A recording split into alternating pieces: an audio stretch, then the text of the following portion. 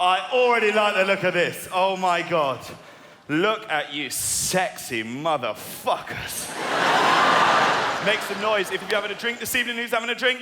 Yeah, Saturday night. Woo! Oh, I'm not drinking. I won't be drinking this evening because it turns out, here's something I discovered recently, very aggressive drunk. In real life, I wouldn't harm a fly. I have one drink, I'll pick a fight with anyone. I'm fucking serious, mate. The other day, I was picking a fight with a guy I had no right to be picking a fight with. Oh, it was embarrassing. My friends were dragging me back. This guy was like, seriously, mate, you are not coming in here wearing those trainers. I was like, fine, whatever. I didn't even want to come into your shitty mosque anyway.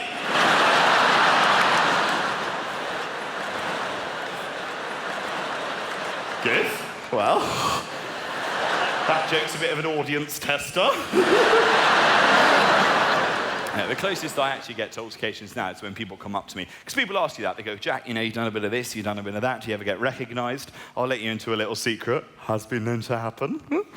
The other day, right, I'm down at Boozer, down the old rubber-dub-dub, getting a few jars. Oi, getting me, mate. Mine's the white wine spritz. A beer. I was having a beer, all right? And I was there, I was talking to a couple of ladies, chatting to, oh, this player knows what I'm talking about. Look at this guy in the front row. Jesus Christ, mate, look at the guns on that. Wow, I'm impressed, mate. You've made a lot of effort this evening. You got the guns on show, the hair's been gelled, borrowed one of your dad's shirts. That's your dad? Fucking hell, pussy hunter. Coming out on the prowl, using his dad as a wingman. Nice work. Lure the ladies into a false sense of security with Pops over here. Oh, look at dirty old dog next to you. He's going to teach the young dog a few tricks. You can smell the Paco Rabanne from up here. What's your name, fella? Stuart. Stewie boy. Stewie. Oh, everyone else is here for a bit of comedy, not Stewie here. He wants to book a table at the all-you-can-eat pussy buffet tonight. Stewie boy, he's just waiting for the right lady to leave her drink unattended. Seriously, Stu. Now, Stu, I was in the bar talking to these ladies. Stu knows what I'm talking about. I'm talking to these ladies, Stu, and this guy comes up to me, apropos of nothing, right? He taps me on the shoulder, right? He's like, here, mate, do you know who you look like? I was like, oh, God, awkward. Muggins has been recognised from the telly. How embarrassing. Go on, sir, fire away, we're all ears. This guy's like, mate, you look just like a fat Jack Whitehall. Yeah, recognised as a fat version of myself. It's a pretty humbling moment. Now, the weirdest thing about getting clocked in this country is it can happen anywhere, anytime, any place, all right? Like the other day, I'm in the doctor's surgery. I go to the doctors quite a lot because I'm a massive hypochondriac, which isn't helped in this day and age by that fucking NHS website, which is just designed to freak the shit out of people like me. I swear, I spend all of my time online, either convincing myself I'm gonna die or Googling, does this dream make me gay?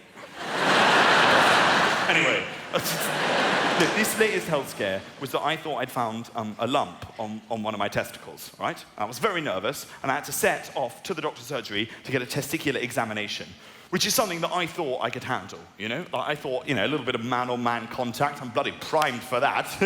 I went to an all-boys boarding school, for Christ's sake, you know? Bish, bash, bosh, tally-ho, dorm rules, it's not gay if there's no eye contact. I'm really sorry, sir, I don't know why I found your eye for that bit there. That was not a thing, you just have very warm features, and I thought we might share some common ground, but maybe... Do you ever dream about Paul Hollywood piping you full like a profiterole? No, neither do I, weirdo. Anyway, no, look, I'm there in the doctor's surgery, and my cock and balls are all out. I'm going to stop doing it just to you, it's a bit weird. No, I'm there in the doctor's surgery, everything's out, right? And the first thing that's weird about getting your balls examined by the doctor, okay, is as I'm stood in his surgery, I realised very early doors, right, that what with the angle of the dangle, okay? Yes, correct, madam, I have given myself a very generous mime there. Yeah, what with the angle of the dangle? What with the angle of the dangle?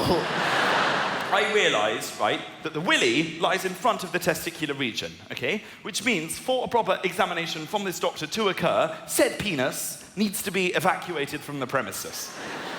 The problem is, right, I don't know whose job that is. I don't know whether that falls within the doctor's remit or whether that's my end of the bargain to pick up the slack, as it were. Because no one tells you, there's no post in reception saying testicular examination, rules of engagement, all right? You just have to go with your gut. And I decide, hey, it's my dick, I should probably be moving it out of the way. And then I get really worried about how I move it out of the way, because I don't want to just suddenly grab at it. That would look like I'm getting off on it. Go on, Doc, get involved. So then I consider everything. Everything is running through my head. Every different way that I can move myself out of the way is like racing through my mind. I consider like casually trying to just like flick it to the side and catch it. Maybe like hammock it in my t-shirt. All this shit is going through my head, which is why I arrive at the method that I did, because I have never held myself like this before. In a blind moment of panic, I opted to quite daintily just sort of pinch the tip. And then really theatrically just hoist it up! Like I'm a waiter on Downton Abbey! Dinner is served!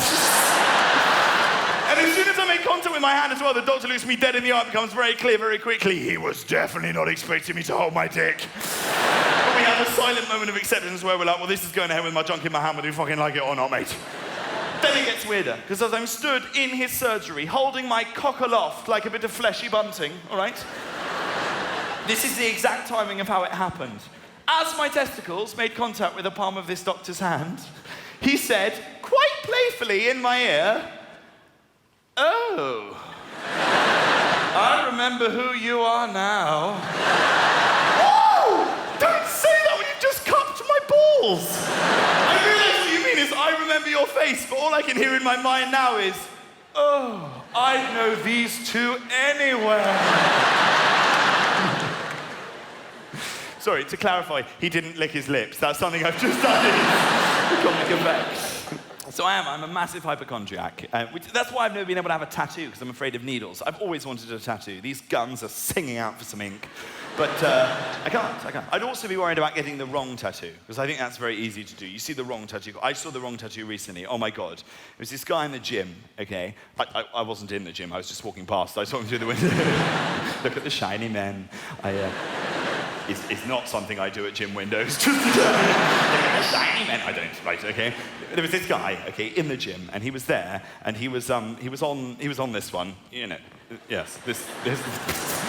The Morris dancing machine they have in the gym. He was on that. And oh my God, he was the most muscular guy I've ever seen. His abs, oh my God, it was like a cobbled street, sir. You wouldn't want to walk down it with a wedged heel. It is the gayest thing I've ever said. And he had these big not juicy, rippling. He had big fucking muscles on his arms, all right? And a little iPod strapped to his bicep so he could listen to his tunes whilst he was working out. Covered head to toe in fake tan, diamante earrings, blonde tinted highlights in his hair. They're not one, but two trucker caps with the peaks heading out in different directions. And to complete this incredible look, across his shoulder blades, this massive tattoo which simply read, "Only God can judge me." Incorrect. I can. You're a cunt.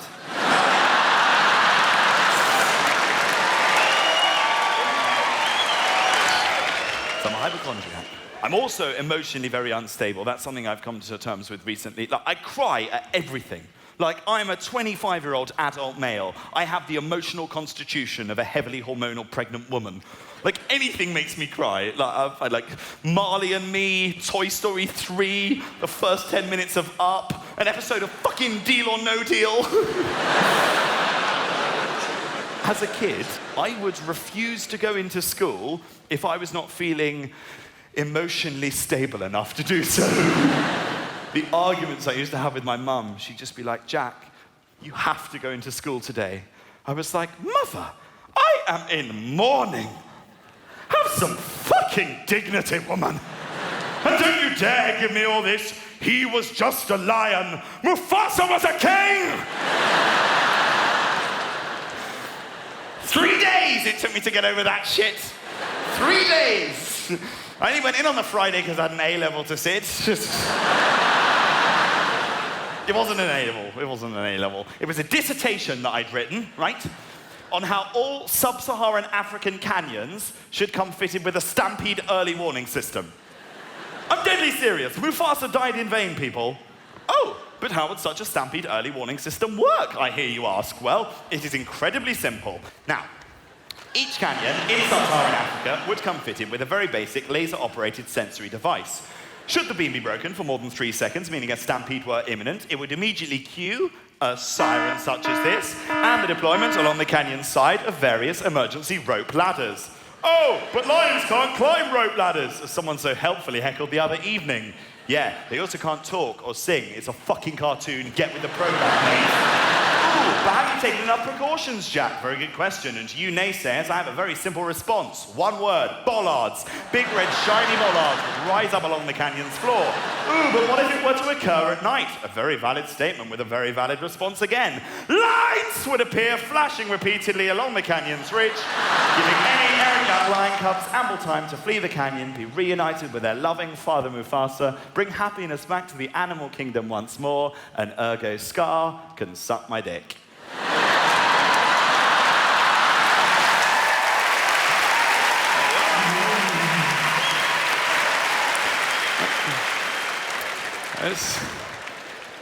Yes, madam, it is to scale. I've got to ask, have we got any Lion King fans in this evening? Are there any Lion King fans? Yeah! What? Of course there are Lion King fans in this evening. How could you not like The Lion King? It is the best film ever made. Someone did this to me the other day, right? I was at a dinner party. I was hosting a dinner party, and I was talking about The Lion King. There was this girl sat next to me, all right? And this was her quote. Get ready for it. This is a corker. This is what she said. She goes, "Oh, Jack, come on. The Lion King, it's just a kid's film." Sorry, it's just a kid. Yeah, just a kid's one. Yeah, just a kid's film with an IMDb rating of 8.5, 2 Academy Awards and 2 Golden Globes that's been adapted into the most successful West End musical of all time, generating a net gross profit of £800 million and counting. Oh, but maybe it's just a kid's film because it doesn't deal with any mature themes, said fucking nobody ever. The Lion King is the greatest anthropomorphic assault upon the theme of mortality that Western culture has ever produced. It is so complex that your tiny, shriveled ant scrotum of a brain wouldn't dare to fathom it. So no, it is not just a kid's film. It is Shakespeare with fur, sister.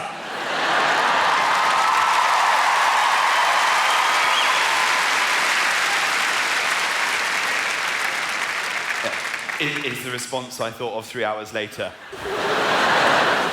Would have served me a lot better than the one I plumped for, which was simply, "It's the circle of life!"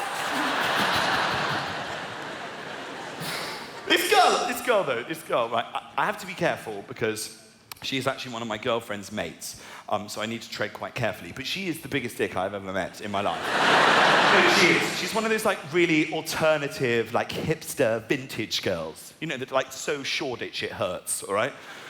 And she'd already pissed me off. Like, everything about her pisses me off. She's one of those girls, right? She's got that haircut where she's just shaved half the side of her head. What the fuck is that? You know, like you've gone to join the Marines and then pussied out the last minute. And the glasses, she wears the glasses with no prescription in them as like a fashion statement. Totally unacceptable. You are mocking people that are short-sighted. You are mocking people with a disability going out in glasses like that. In my book, going out in glasses with no prescription as a fashion statement is exactly the same as going out in a wheelchair for banter. Unacceptable. These people need to be reined in. And she'd already pissed me off that night, okay? Because basically, I'd serve this lovely meal. I do a bit of cooking. I'd serve this meal. I put this dish down on the table. First thing she says, not, "Oh, this looks lovely." As soon as that plate hits the table, she's like, "Does this contain any gluten?" I don't know what gluten is, so no. I can't eat any gluten in my evening meal. I am allergic to gluten. You need to provide a gluten-free option. I was like, shit, what happens if you eat gluten? Do you start, like, falling on the ground, foaming at the mouth? We talking medieval shit here? She looks at me really intensely. She's like, "No. If I eat any gluten in my evening meal, I get really, really tired."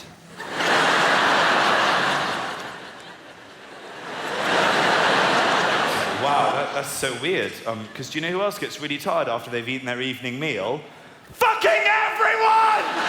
That's how it works. You eat at night, then you get tired. There's a gluten-free option. Like, the gluten-free option is to eat what I serve you. Then if you're feeling a little bit peaky, you have a coffee and then, ooh, shut the fuck up. I don't even know what gluten is. That's the most ridiculous. Don't put gluten. I don't know what gluten is. At least with the humble nuts allergy. A, I'm perfectly aware of what a nut is. B, you slip it into their food once, they die. Everything about her, even her job. She's got a perfectly normal job, but she tries to make it sound all fancy by giving it a ridiculous title. She's like, yeah, I work in the fashion industry. I'm a senior account manager and sales operative at a high-end luxury footwear boutique. Love, you work in Foot Locker. Stop telling everyone that you're in the fashion industry. I don't know much about haute couture, but I'm pretty sure that Coco Chanel never had to go into work dressed as a fucking referee. As I say, I have to be careful. It's my girlfriend's mate. I need to tread carefully. It could literally be any half-shaven-headed, bespectacled fuckwit with a gluten allergy that works in Foot Locker called Lucy. And that's the... because this is the kicker, right? It's not even Lucy. It's not... Because that would be easy. That would be too easy to call Lucy. This is what... She's Lucy with a Y. And I say that because she reminds you of it every time she's introduced to someone. She's like, hi, Lucy with a Y.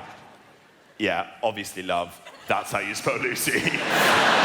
No, but not everyone spells it with a Y. Some people spell it with an I-E. Yeah, but not many people spell it with an I-E. Most people spell it with a Y. You only have to specify if you have the unusual spelling of the name. Hey, if I was Jack with an X, I might throw that in the conversation. But all you're trying to do is make your boring name sound more interesting. Also, it doesn't matter how you fucking spell your name. We're having a conversation. Oh, great, Lucy with a Y. Well, I will bear that in mind if at any point over the next 5 minutes I feel a sudden urge to write you out a bloody check. It's me getting annoyed about something that isn't the issue. She is definitely the issue. The name is just a side issue that is also a massive issue, sir. But anyway, enough of her. That's it. Lucy with a Y. Or as I call her behind her back, Lucy with a Y, don't you fuck off and die with an I-E.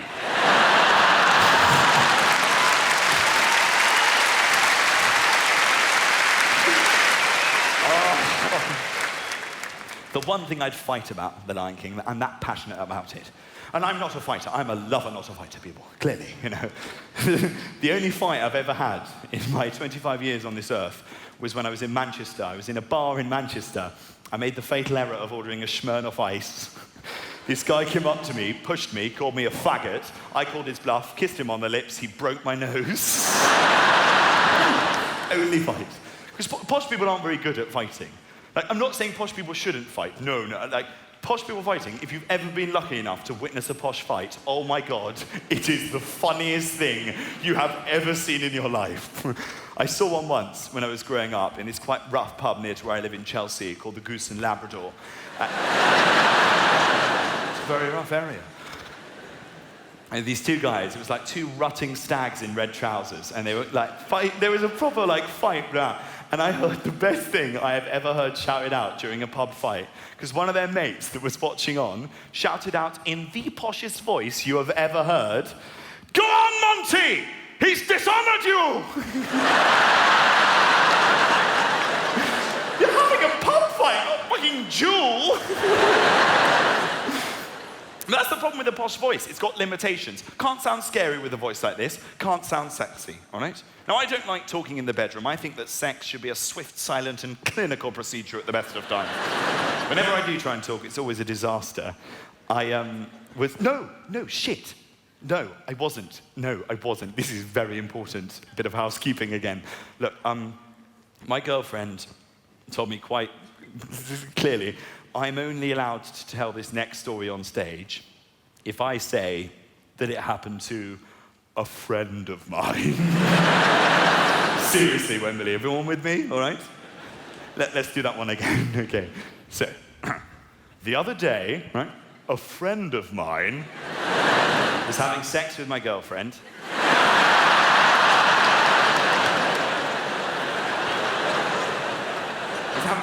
I was doing the sex. That's her bum, not her head, sir. And then there. Stop it. No, it was beautiful. I was having. Stop it! I was doing the sex, okay? And it was that little post-coital moment of silence afterwards, you know, where someone has to say something.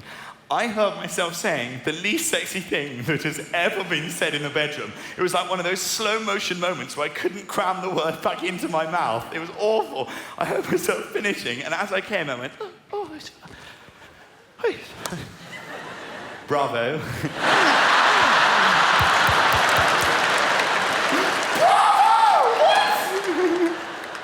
No, Jack.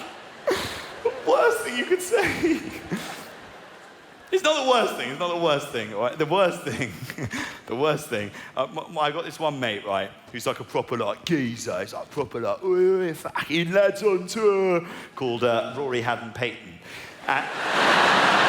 He's a proper geezer. He'll drink anything.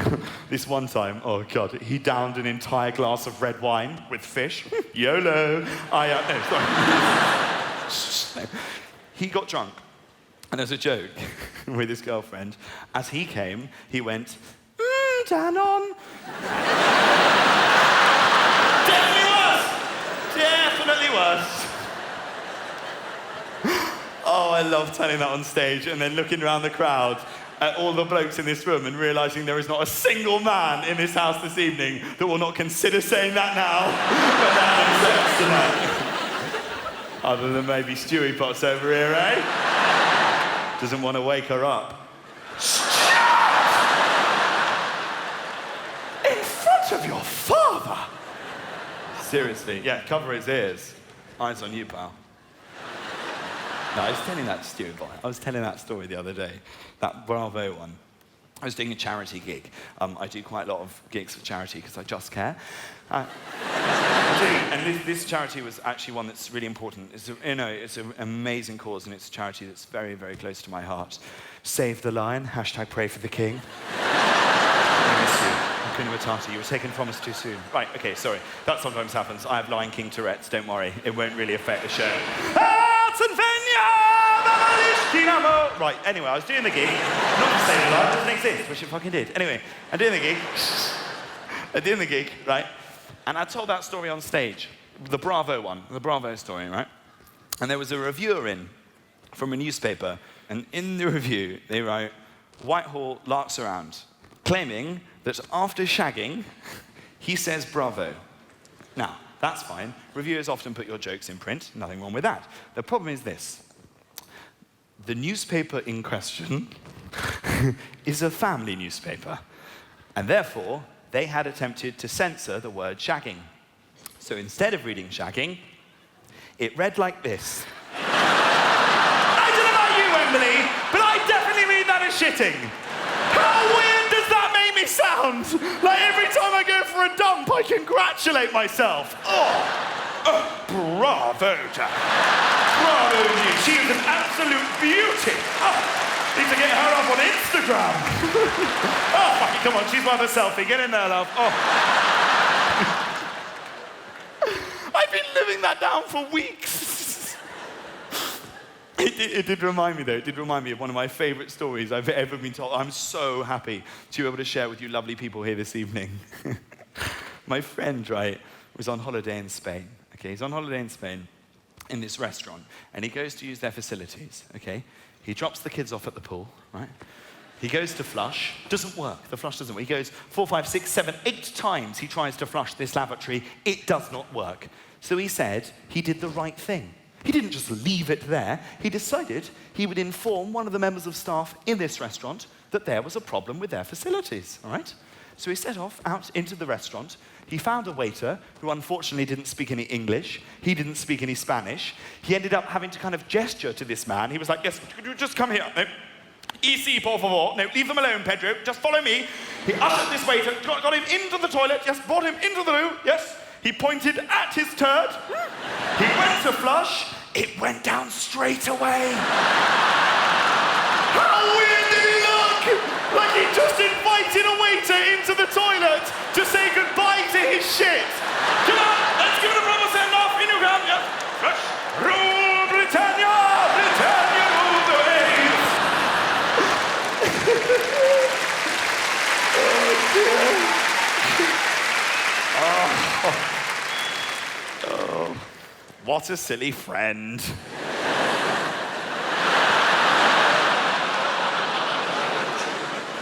my life? My life is being made to look like a freak, right, when it's not my fault, okay? This is what happened to me the other day. I'm on the phone to my mum, my lovely, beloved, saintly mother, okay? And I need to go for a slash. So I do the right thing. I'm like, Mum, I'm really sorry. I've got to go. I will call you back later, all right? I pressed hang up. Everyone see that? I've pressed hang up, all right? I go into the toilet, right? I unzip. I start having a slash. All of a sudden, I hear my mum's voice. I look down. I realise, apparently, I hadn't pressed hang up. I had switched it to FaceTime. Oh my God! I was now live streaming my mother a video of my pissing cock. She was just like, make sure you wash your hands. I was like, ah! Looks just like your father. Shut up, mother!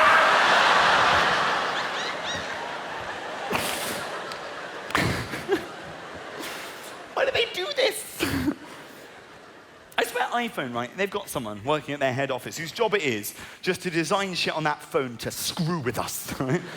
Text messaging. I hate text messaging. I don't like text messaging, all right? Sometimes my girlfriend sends me a long text. I just fire back a couple of kisses. Just throw back a couple of X's. It is a great shorthand. Bit of affection, done. Perfect. Why then, bearing in mind people use this X shorthand, have iPhone insisted on the smallest keypad in existence in putting X right next to Z?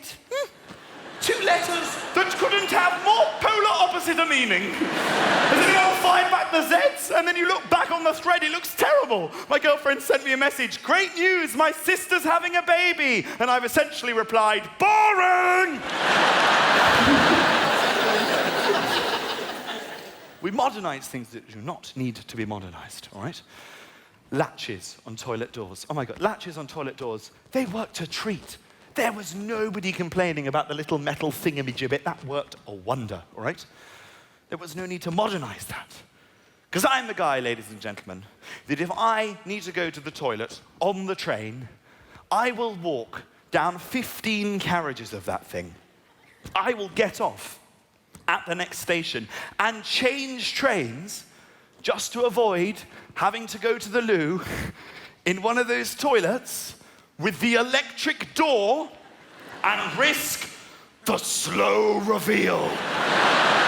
The worst moment of anyone's life. Like a curtain being drawn on your very own pantomime of shame. And there's nothing you can do to style it out when that stranger opens that door and you're there on the I've tried everything. Freezing, pretending the person's not there, acting like I'm asleep, trying to shake the fucker's hand. And then you have that awful moment, don't you? Where you don't know whose job it is to press the button to shut the door again. So invariably, you both end up pressing it at the same time. And I do the mime like the button's right there. It's never right there, is it? No. This toilet has been designed in the biggest room you have ever seen. And the bastard that designed it has put the button to shut the door again right on the other side of it. So you've had to get up, presenting your shitty ass to the stranger.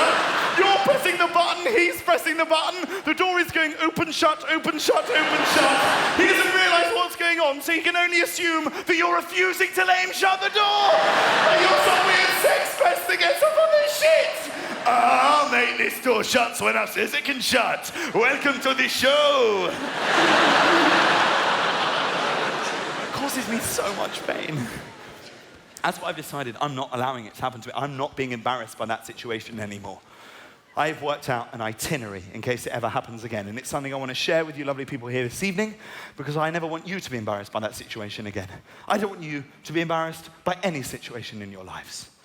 Because it's my belief, ladies and gentlemen, my firm belief, that any potentially embarrassing or awkward situation that you might find yourselves in your lives, the only way you can leave with any dignity intact, right, with your head held high, is if you attack it with confidence, right? If you get it wrong, you've got to be strong. This goes for anything, right? You're at a party, you get someone's name wrong, they correct you. They're like, I'm really sorry, my name isn't actually Alan, it's Paul. Oh dear, social faux pas. What do you do? How embarrassing. Apologize profusely, feel ashamed. No, get it wrong, gotta be strong. You carry on calling that fucker Alan for the rest of the night. You say Alan with such intensity that by the end of the evening, Paul begins to question his own fucking identity. Get it wrong, gotta be strong. You're on the train on the way home tonight. You offer your seat to a lady that you thought was pregnant. It turns out she is just rotund. Oh dear, how embarrassing. What do? Ride it out with confidence. You make this woman think that this is just a way you have of chatting up the larger lady. And when she says indignantly, I am not pregnant, you simply wink and go, no, but would you like to be? Get it wrong, gotta be strong. Same goes for that toilet seat on the train. The only way you can leave with any of your dignity and pride intact is if you make this stranger think that this was not a thing of chance, but that you wanted him to see you there, sat on that toilet seat. So when he stares at you with disgust and judgment in his eyes, you must swivel around on that toilet seat with all the confidence in the world, fix him with a cold, dead-eyed stare, and simply go, I've been expecting you. Get it wrong, gotta be strong. Use it in your lives. It is gonna liberate you people. You, pal, you go to the gym, use the wrong changing room. Oh my God, this is so embarrassing. What do? Tuck it in between your thighs, make them think you're just a hairy little girl. Get it wrong, gotta be strong. You, mate, use the disabled toilet. You come out, there's someone in a wheelchair waiting. Oh my God, this is terrible. You confidently lick their face. You make them think you have mental health issues. Get it wrong, gotta be strong. Stewie boy, you're making out with a woman. She asks you to stop, what do? No, you stop, Stuart. It's a trick question. God's sake, man. We're having words after the show. Get it wrong, gotta be strong. You, mate, you trip up, turn it into a dance, try and start a flash mob. You, sir, you're pushing on a pull door, make it a workout. You, madam, you're waving at someone that's not your friend. Fucking make him your friend! Get to the end of the first half of your show and realize in order to leave the stage, you're gonna need a pretty massive distraction. Get it wrong, gotta be strong. Boom! Confetti cannon!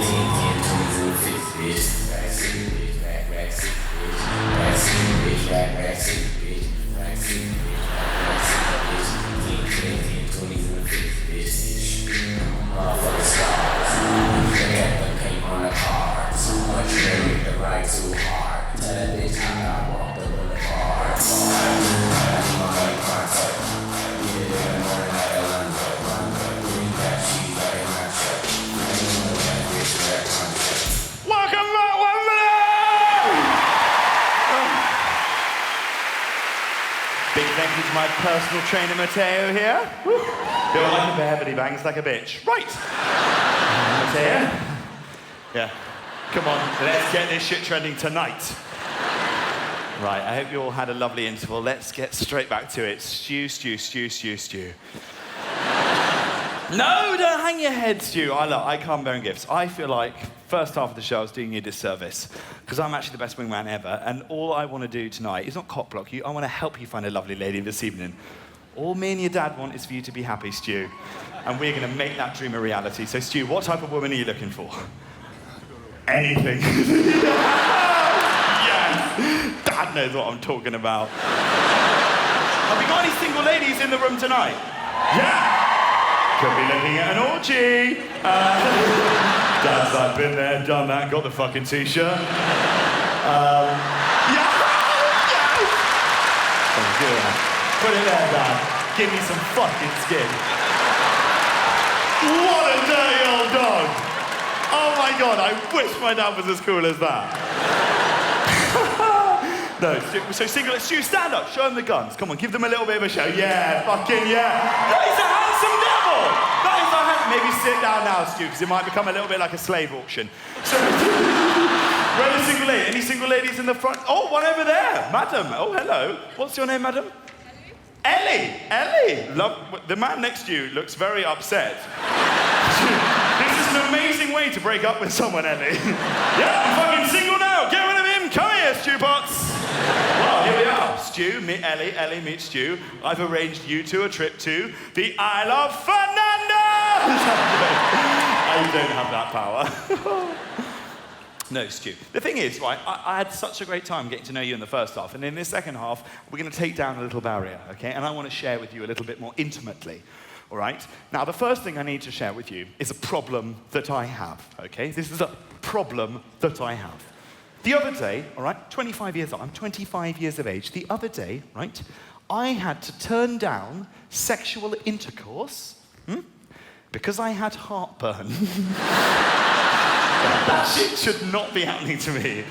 I was there at home, I was all ready to get jiggy, I was in my slanket. It's a blanket with sleeves, sir.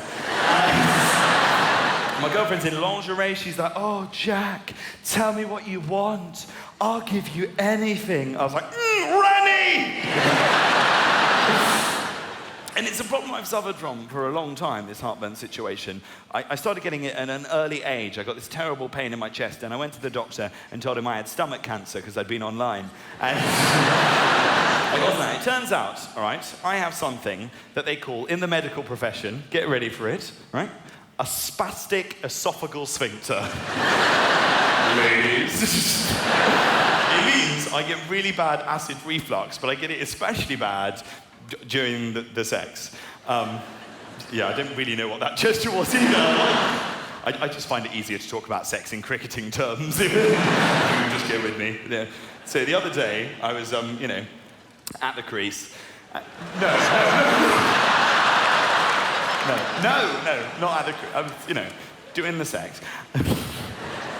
And about halfway through, 26 seconds, I got the worst pain I've ever got, and it was the most cripplingly bad heartburn I've ever received. Now, what I should have done at this point, okay, to extend the cricketing metaphor, I should have suspended play, pulled over the covers, and resumed at a later date, all right? But I didn't do this because I was afraid. I didn't want to have to tell my girlfriend in the early stages of a relationship that I had heartburn and that's why we're stopping having sex. That is a pretty embarrassing thing to have to do. I'm really sorry, I'm going to have to suspend this sexual intercourse because I have a spastic esophageal sphincter. It's great, all right? So it's at this point that I made my first fatal error of judgment, all right? I don't know why I thought it was a good idea. I decided I would try and sort out the heartburn situation whilst continuing the sexual intercourse. So I turned my girlfriend over onto her front, sort of shoved her head into the pillow, yeah, which by my very tame standards of sex was more than a little bit rapey. Don't get any ideas, Stuart. And then over to the bedside table, got hold of my Gaviscon, undid the cap, and began to consume the Gaviscon while still inside the woman that I love, masking each chug with a thrust. I'll run you, it wasn't a great moment. It was one of those out-of-body experiences where, when like a relative dies and your mum goes, don't worry, Granny will always be looking down on you, and you think, oh, I hope not all the time. It really was one of them. I was like, Dorothy, please, avert your fucking eye! Okay, so no, there, right, something to say. And I got the Gaviscon in. This is the major issue, right? Having got it on board, I suddenly realized it didn't work, all right? If anything, it just exacerbated the situation. So now I'm in the most terrible quandary, all right? I don't want to be having sex anymore. I'm in incredible amounts of pain, but I don't want to have to tell my girlfriend that I have heartburn, because that's really embarrassing.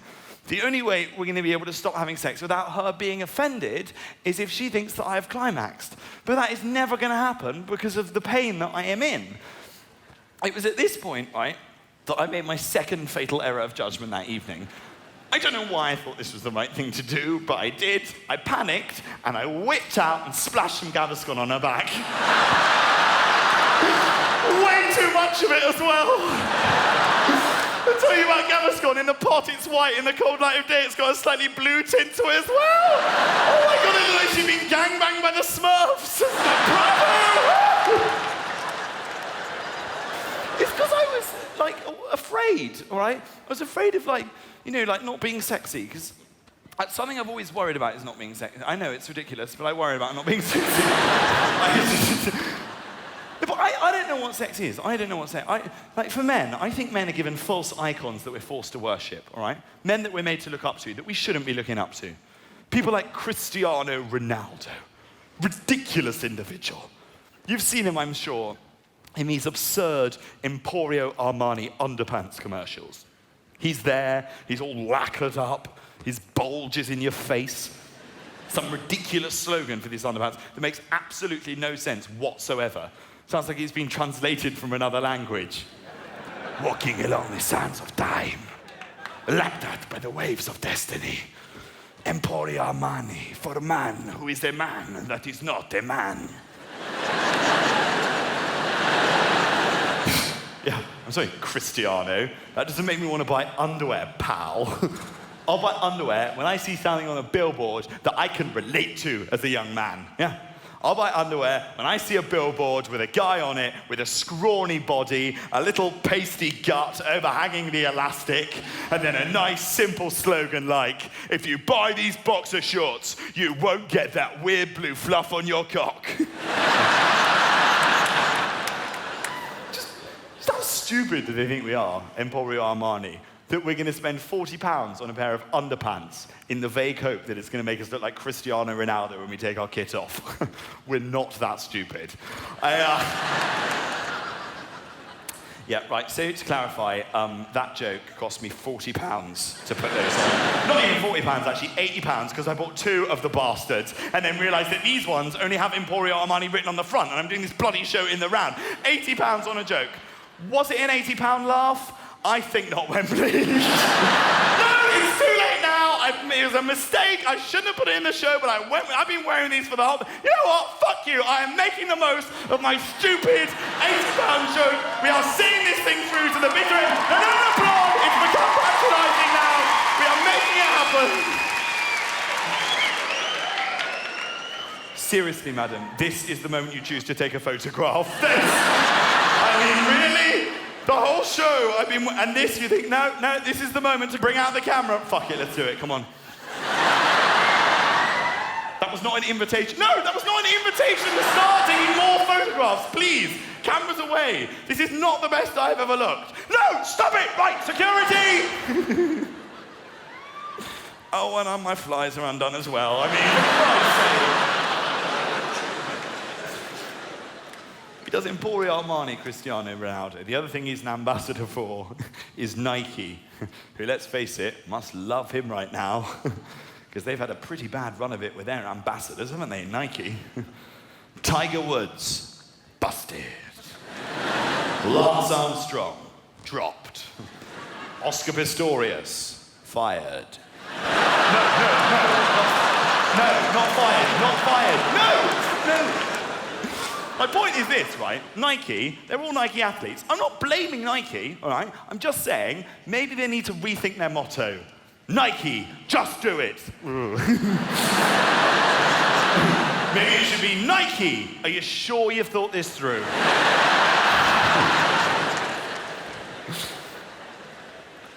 I don't understand any celebrity endorsement, truth be told. Even the ones that should make sense don't actually make sense when you think about it.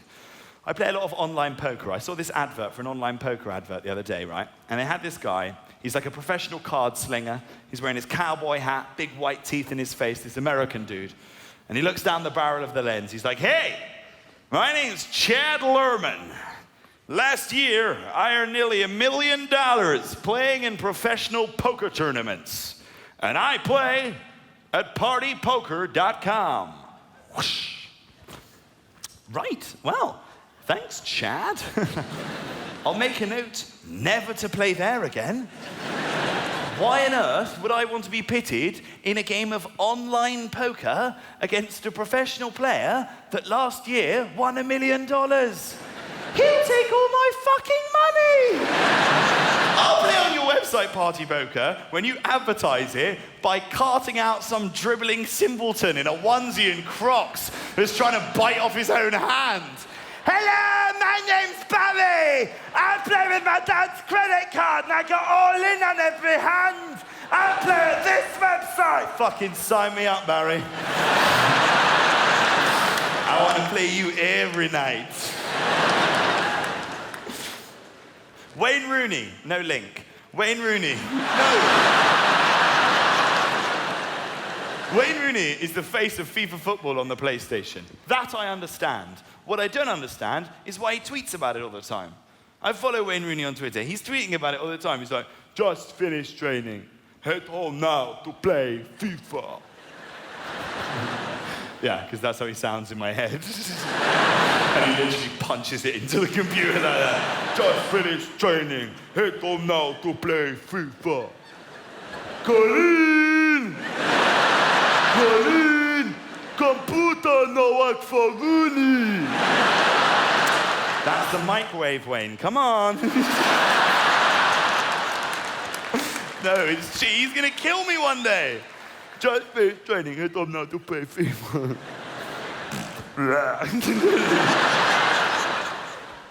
Just finished training. Why? That's my point. Why? Why are you playing FIFA, Wayne? You're a footballer. You play football all day long. Why would you want to come home and unwind by playing yet more football? That doesn't make any sense. That's like a soldier coming back from war and playing Call of Duty Modern Warfare. Or a Scouser playing Grand Theft Auto. Naughty, silly joke. Do we have any Scousers in? Oh, quite a lot. I am very sorry. Take it all back. All over this side. I'm very sorry. I didn't mean it. Scousers can play on whatever game they like.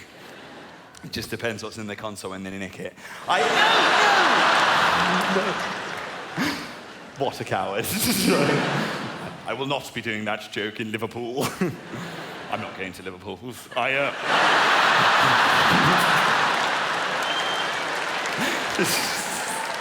Very gentrified tour. One night here, then straight to Bath.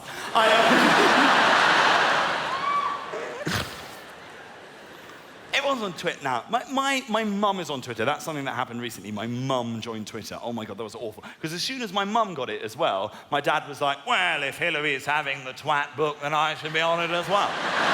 So now they're both on it, and they both twat at each other. And I can't get this thing into their heads, this concept, right, of the public domain. Has anyone had to try and explain that to their parents?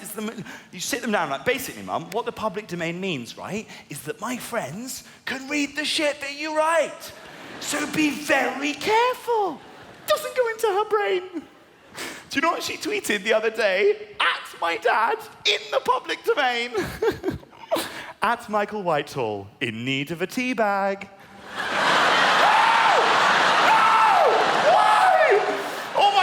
Retweeting it, favoriting it.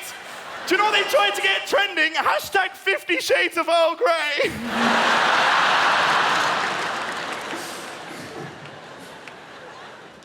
I think, no, because this is my belief. I think there's some shit, right, that's passed parents by, and for a good reason, right? There's some shit we should not explain to parents, you know? Like, my dad, for example. My dad, okay, he's in his 70s. The other day, right, apropos of nothing, he starts using emoticons in his text messages. Yeah, you know emoticons, they're like the little faces that like 13-year-old girls use in their texts. Yeah, I've said that out loud. That very much makes it sound like I text 13-year-old girls. That's not something. But he does. My dad uses these emoticons. The problem is, he doesn't know what any of them mean, so he just throws them in willy-nilly with complete disregard. Now, as we all know, the major issue with an emoticon, right, is it can give a text message a completely different context, all right? The other day, oh my God, he sent me a text message which should have been a perfectly innocent thing to receive. It turned out to be the most harrowing thing I have ever read in my entire life. It went like this. Dear Jack, are you coming over for Sunday lunch? Your sister's gonna be there. Winky face. What has he got planned? Hashtag family roast. That is harder for me to envisage than you. My sister's rough. No. She's not. She's very handsome. Stop. God, anyone that was offended by that last joke, you're gonna hate the next one. There's an emoticon for everything these days. The other day on my phone, I saw an emoticon, right, of a cartoon ambulance. When would that be appropriate to deploy? Grandad's just been rushed to hospital in a cartoon ambulance. We think he's had another stroke. Slanty face. No, that is too, that's a horrible joke. No, don't encourage me, it's too far. There is a line and that has crossed it. I like that joke. My granddad doesn't. Oh, God, he came the other night. Oh, you should have seen the look on half of his face. God, I say these things about my parents. I don't mean... My mum and dad have done a very good job on the whole, you know? Like, I think there's some stuff that my mum's brought me up with that everyone in this nation is brought up with. The closest we get to kind of British values, if you will. I think that everyone in this country, right, has been brought up to have a respect, all right? An obsession, nay, an adoration in this nation for free shit, all right? We love free shit. Doesn't matter what it is, whether it's a newspaper, magazine, bowl of sweets, cup of tea or coffee, glass of red or white wine, samples in a supermarket, bread before a meal, little shot of alcohol in duty free. If we don't have to pay for it, we will fucking have it. We are a nation whose entire healthcare system is built on the solid foundations of being able to convince people into giving us pints and pints of their blood with the allure of a free custard cream. And I, for one, am proud to live in such a nation. Woe betide, for example, woe betide any boss in this country that thinks it is a good idea to put his credit card behind the bar at an office Christmas drinks. I temped once for this American dude. He did just this. Oh, I pity the fool. In America, that shit might work. You put the card behind the bar at the office drinks, people would be like, hey, have you heard? Tyler has gone and put his credit card behind the bar. What a swell thing of Tyler to do. Think we need to make sure that we buy him a pretty big round later. Leave a very substantial tip. And then drink responsibly within our means. Not in Britain. In Britain, it becomes like a challenge to see how much it is physically possible to consume before that fucker becomes a pay bar. You see people having pep talks, cheating each other up. Have you heard? That dickhead put his credit card behind the bar. We're gonna drink so much free alcohol that Tyler has to sell one of his fucking kidneys. This mentality we have, though, of just taking shit for the sake of it just because it's free is not something that has been passed across to our European brethren, right?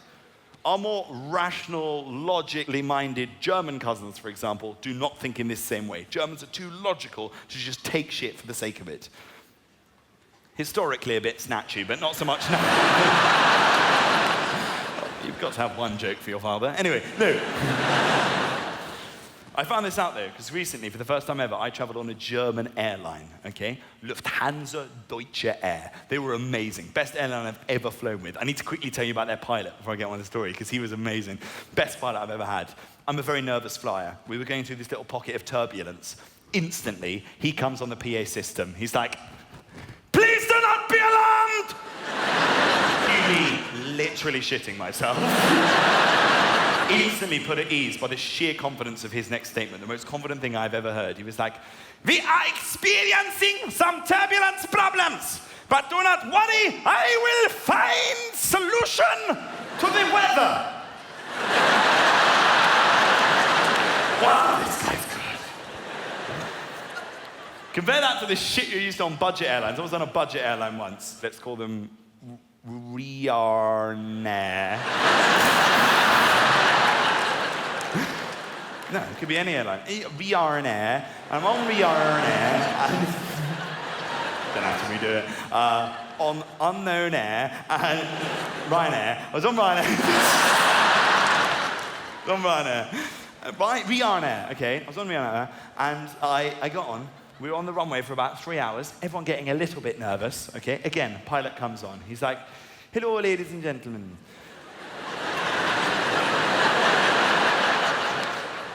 He was, kind of Irish Indian. Hello. Oh, fucking full-on Indian there. Jesus Christ. Hello. Hello.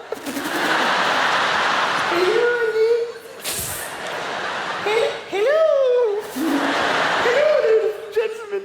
Shut up! Hello, ladies and gentlemen. We are experiencing a few turbulence. No, that was the other pilot. No, we're sorry. We are experiencing a few technical difficulties. In a few moments, the cabin will go quiet. As we kill the engine, before we then reboot it again. And we should be off in a moment. I was like, I beg your pardon, Paddy O'Chowdhury. You're going to kill the engine and then reboot it again. You're switching it off and then switching it back on again. It's a plane, not fucking PlayStation. You're the pilot, just make some shit up. What happens if that doesn't work? Oh, I'm going to try blowing on it. We got there in the end. That is the worst joke I've ever told. That's a bit of fun you can have, right, with nervous flyers. I shouldn't say this because I am myself a nervous flyer, but this is definitely something you could do, a little prank, if you will. Go to a fancy dress hire costume shop, rent yourself a pilot's outfit, get a really good one, the cap, the jacket, everything, and then go to your local airport, sit in the pub, and get fucking wasted. Just watch everyone around you losing their shit. Where are you going? Oh yeah, that's my one. I know a shortcut.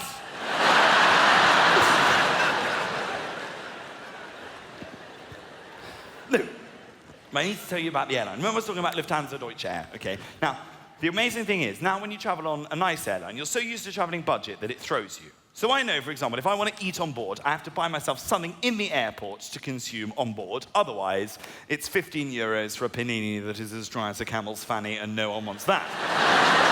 So in the airport, I buy myself a Burger King, an enormous Burger King, and I eat so much of this burger. You know when you've eaten so much of that kind of food that when you sweat, you can smell meat on it, all right? I have a meat sweat sound.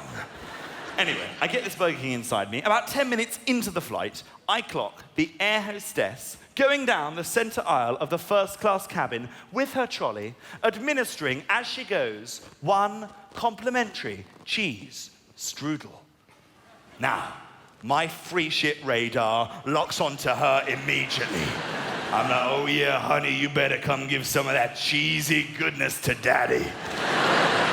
In my head. And she stops her trolley at this German guy that sat in front of me, who, like me, had opted to buy himself something in the airport before he came onto the plane. He had gone for some kind of cold salad platter, right? She looks at him, he looks at her. It's an exchange that lasts no longer than a second, but in that second, it's as though everything has been said. It's as though that man has gone to her, Guten Tag, meine Herr. But I will not be requiring your delicious baked goods today, because I have decided to instead partake in the wonderful consumption of this utterly delicious cold salad platter of cold meats and pickled vegetables. Therefore, it would be totally illogical and irrational for me to take from you your free goods. I must bid you auf Wiedersehen. Farewell. And point out I sound very like the pilot in this story. She moves her trolley on, dishes out a couple more cheese strudels. She then stops, ladies and gentlemen, at my seat. She looks at my tray table and the carnage that lies there of my Burger King meal. She looks at my sweaty, meaty face. She smiles again. And then, ladies and gentlemen, she moves the trolley on by. Oh dear, oh dear, oh dear.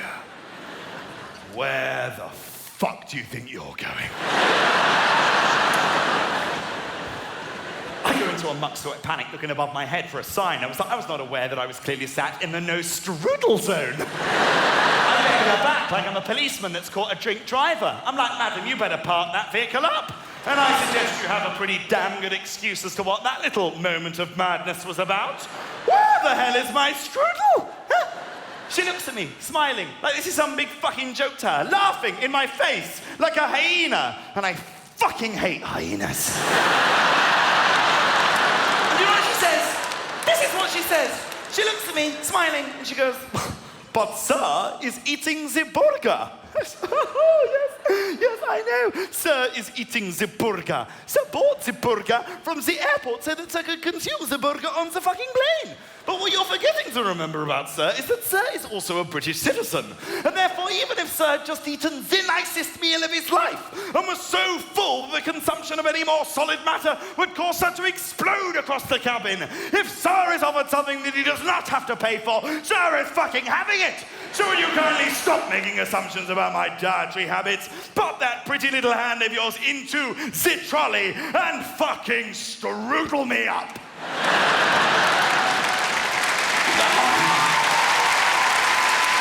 The hand delves into the trolley.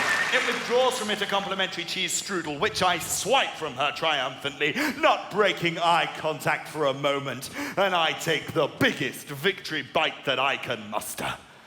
It is at this point, ladies and gentlemen of Wembley Arena, that I realise 3 vital pieces of information about the Lufthansa Deutsche Air complimentary cheese strudel.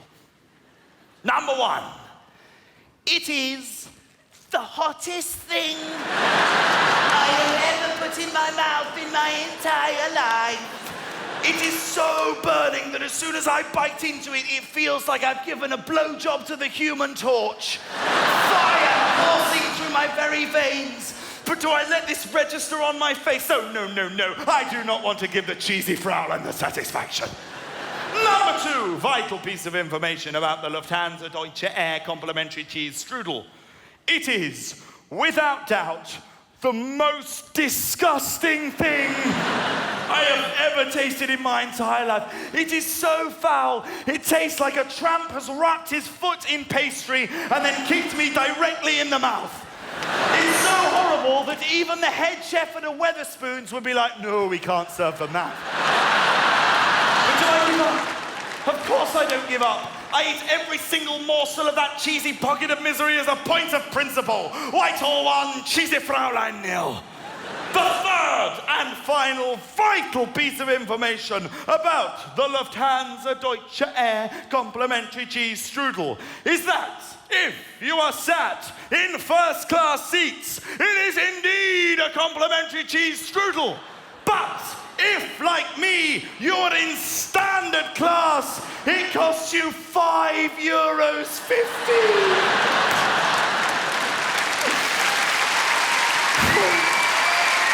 Get it wrong, you gotta be strong. I bought 2 for a tenner, I was sick in the loo. This is my mother's fault. My mother's fault. She's brought me up to be like this, stubborn, you know? There's a lot of stuff I look back on, and I look at what my mum used to tell me when I was younger, and I think, what was she talking about?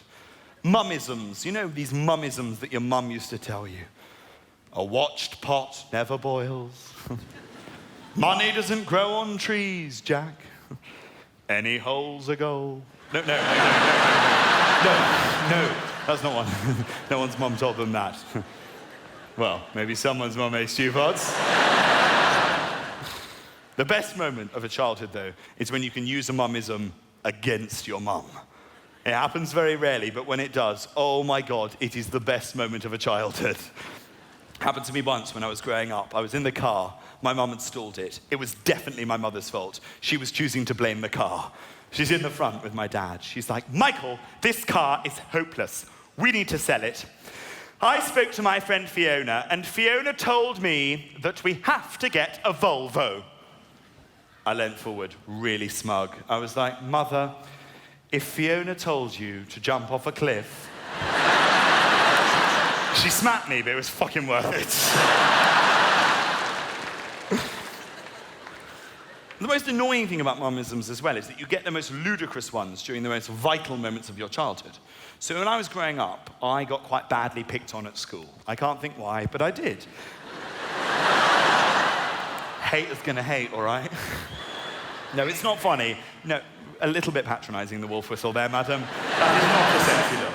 No, it's not funny. We had a terrible bully at my school. He was a horrible, real rough bastard called Atticus Montague Hoy. Seriously. He was properly rough. He'd only been skiing like twice. Anyway, you think he's bad? Wait till you see his gang. They were terrifying. These guys, stop it! Seriously. This is my childhood we're laughing at. No, I got picked on at school. And I used to come home to my mum, right? And I would ask her for advice. I remember it. I would come home and I'd say, Mum, these guys are picking on me. What should I do? I was helpless. I was vulnerable, all right? I was lost. And do you know what my mum said to me? This was her genuine advice. She said, Jack, what you need to do is you need to stand up to these vicious, nasty pieces of work in the playground. And you need to say to them, very loud and very proud, from the very depths of your soul, sticks and stones may break my bones, but words will never hurt me. Wait, Mother, are you fucking high? Yeah, as we all know, the one Achilles heel all bullies have is a little bit of rhyming verse. They hear some poetry and their powers just melt away.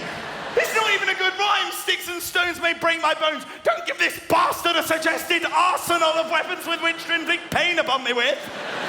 Because you need everything you have got in your artillery when you're fighting bullies at that age, because they are so creative. Oh my God. Nicknames are the worst, all right? Because bruises, they will heal. A nickname is with you for life. I saw this guy the other day, right? I bumped into him on the street. We'd lost touch from school, okay? I saw him on the street. I was like, oh my God, Cam, how are you? He was like, yeah, good. I was like, people still call you Cam? Is that still a thing? He's like, yeah, still call me Cam. Short for Cammy. Everyone calls me Cam. Turns out there is a Mrs. Cam. There are baby Cams. Cam has a job. He has been called Cam for 15 years. Why, I hear you ask? Well, the reason Cam has been called Cam for 15 years is because on the first day of school, when his mum dropped him off, she had a camel toe. And I'm being sent to fight these bastards with poetry as my only armor. And I used to believe my mum. That's the worst thing. I used to sit at home with my mum at the kitchen table. I remember it vividly, writing out these little rhyming couplets on little scraps of paper that I would then roll up, pop into my pencil case, and then take into school and use to fend the bullies off with. Do you know how many times I got beaten up? Oi! Whitehall, you fucking bender!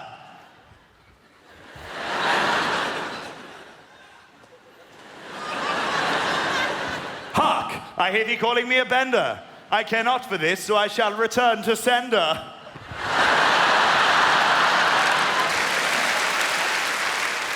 Hospitalized. Broke my arm in 2 places.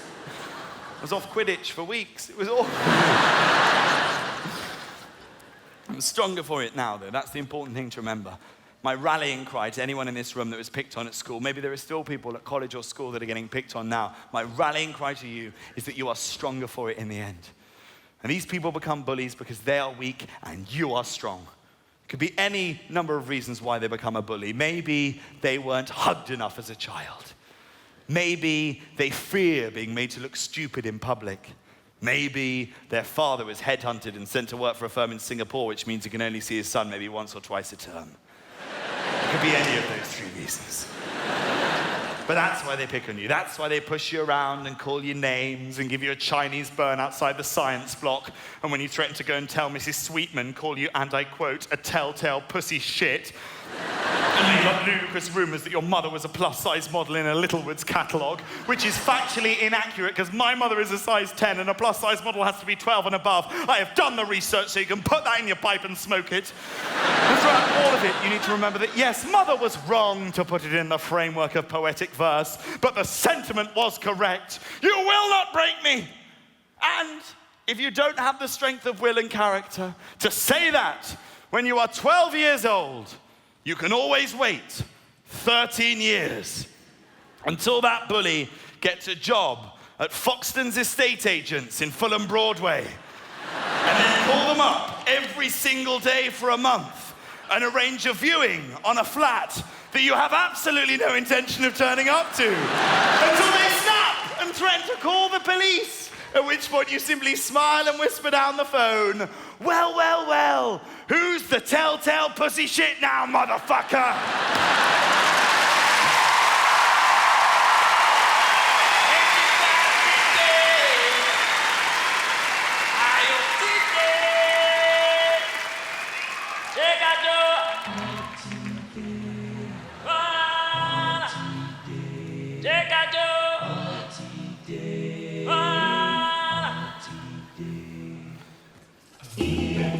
Many years ago, on the plains of the Serengeti, a brave warrior king laid down his life beneath the hooves of horned beasts to save his son.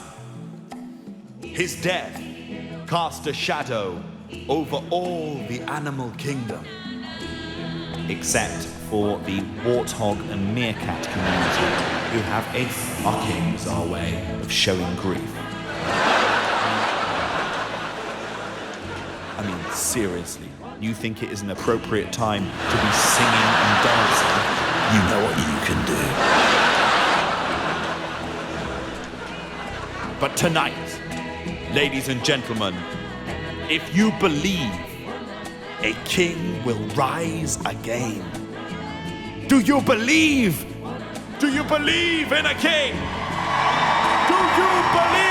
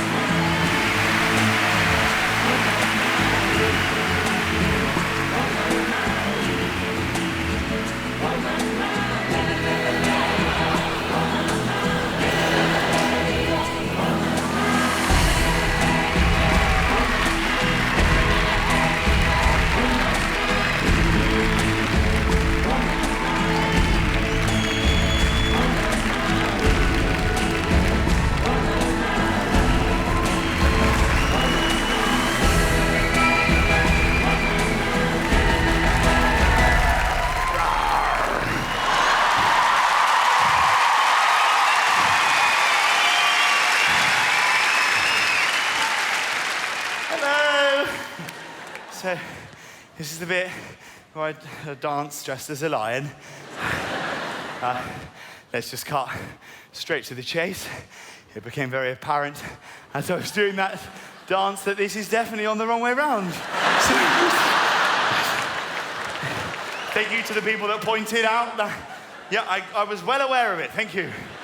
It was about when I saw this whisk in front of my face. Well, that's not meant to be there. Definitely not meant to be there. So, I mean, it's not great. I've rehearsed that 100 fucking times, and this happened. What the hell? I mean, come on. Would you just pretend? No, don't photograph. Would you just pretend it's not there? It's not that noticeable. It's just a tail.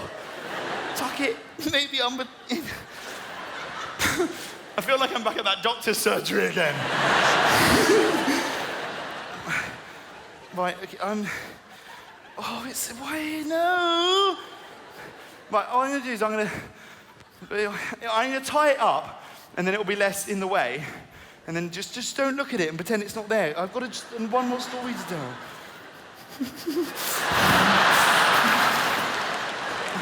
Just stop looking at it. We'll just pretend like it's full, just pretend like it's not there. It's just there, it's just a little pouch I've got there. I'm like, oh yeah, oh yeah.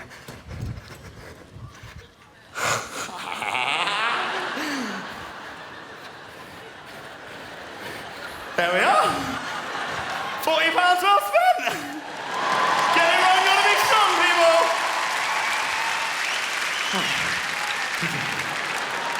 God, I've never felt it so full. I I'm going to tell you one last story, if I may. It's just a silly story, really. It's about an encounter I had with a hen party on the train. They were from Newcastle, okay? And I was on the train. Oh, a couple of Geordies in. You might not like this bit, but let's go with it anyway. It's too late. Right, so I'm on the train. It's about 8 o'clock in the morning, okay? And they're absolutely steaming drunk, these Geordies. And they come on.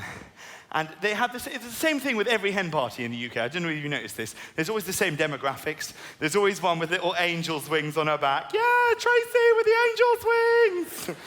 Which they always give to the one in the group that looks the least likely ever to fly.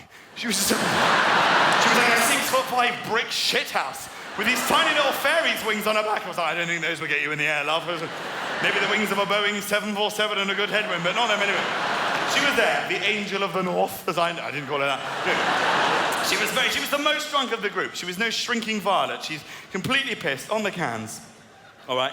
And the guy with the refreshments trolley comes onto the train, and as soon as he pushes this trolley onto the train, the big Geordie is straight up out of her seat, the beer can's down on the floor. She's like, no, we don't want any of your snacks.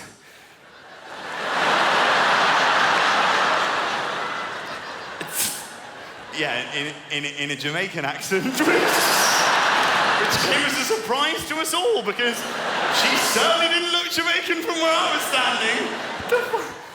standing. Now we don't... Oh, no! No, we don't... Where is it? No, we don't want you... I can't do it. Why... Cheryl Cole. No, we don't want you... It's fucking on. Let's get ready to rumble. No, I don't want your snack. Fine. Nelson Mandela appears to be on this train. I would not like any of your snacks. We have been on a long journey. No, we don't want your snack. Fuck it! Why can't I do it? The fuck is wrong with me tonight? No, I don't. No, why? No, I don't want your snacks. Fucking hell! No, I don't. No, I don't. Right, whatever. Everyone's got the point now. I think everyone's got the picture. She didn't want the snacks. That's clear. Let's move on. She didn't want the... No, I don't want... Fuck it. I'm leaving it. Can't do it. Why? No. Right, okay, whatever. She didn't want the snacks. That's all that matters for the beginning of the story. She didn't want any snacks. And then the guy with the trolley... Do you remember the guy with the trolley? Yeah? Do you remember from about an hour ago when I started this story? He was just trying to do his job. He was just trying to do his job. So he tries one last sales pitch to Tracy with the Wings. And he's like, he's shy you don't... Are you shy you don't want... Fuck it. It doesn't even matter where this man is from. The man with the trolley on the train, right, who was from Jamaica. He was like, hey, what's the going?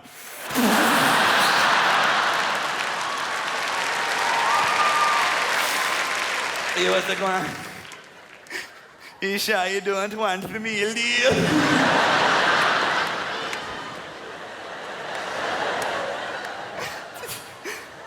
It doesn't even have to be a train to Newcastle. That doesn't matter for the joke to work. Fuck it. I was on a train the other day to Jamaica, all right? They're all from fucking Jamaica. And then Tracy, who, you know, the one with the Geordie one with the Jamaican mum and Jamaican dad, she says to the man, when he says, do you want the meal deal? She says, wait, no.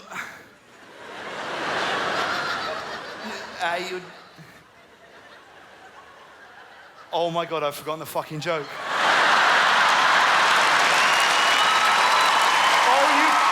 I'm sure you don't want a meal deal. No, I don't want a meal deal. Ah! What the fuck?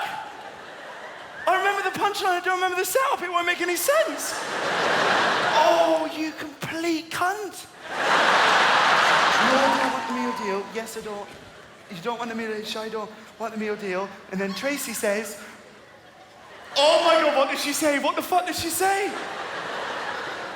Oh, I don't want the meal deal. Yes, I don't want the... Yes! Yes! I've got it. Right, okay. No, shut. I'll forget it. No, I don't want the meal deal. And then Tracy, with the wings, says to the man, no, I don't want your snacks, man, because eating is cheating. That's the important bit for the setup to work. Now I'm going to do the punch. But there's a good chance that the punchline to this joke might not work now. We are a long way away from the start. Please fucking laugh. Yeah, sure, I don't want to, because eating is cheating, and I felt sorry for the man with the trolley, all right? I felt sorry for him. I felt like I was back in the playground again. I wanted to be like, sit down, he has done you no wrong, and if eating's cheating, you're Lance Armstrong. Yes! We fucking got there!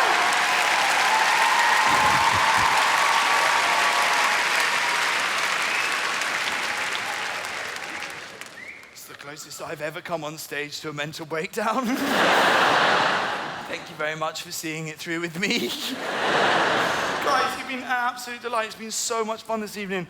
Now, before I go, Stu, I got you a little goodie bag because you were so great this evening. So I got you everything a single man like you needs. A rose in case you meet Miss Right.